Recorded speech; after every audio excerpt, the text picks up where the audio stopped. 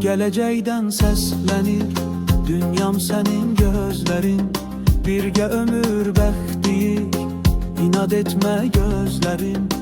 Hayat senle güzeldir, itirafdan çekinmem.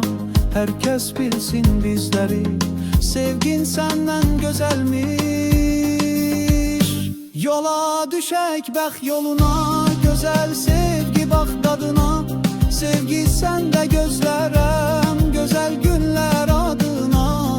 Sana senden danışsam, gözlerinde parlaram.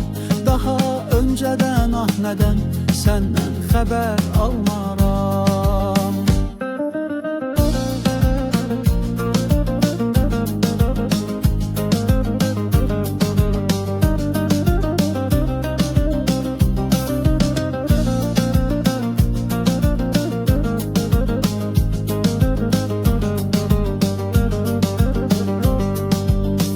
Hayat senle güzeldir, itiraftan çekinmem. Herkes bilsin bizleri, sevgin senden güzelmiş.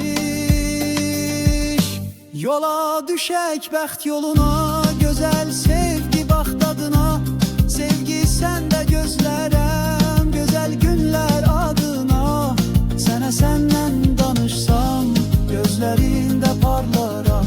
Daha önceden ah neden senden haber almaram.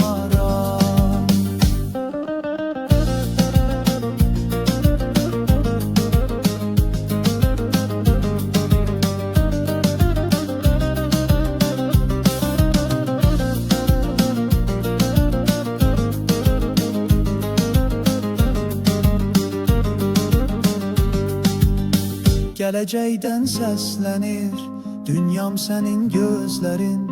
Birge ömür bəxtiyik, inat etme gözleri.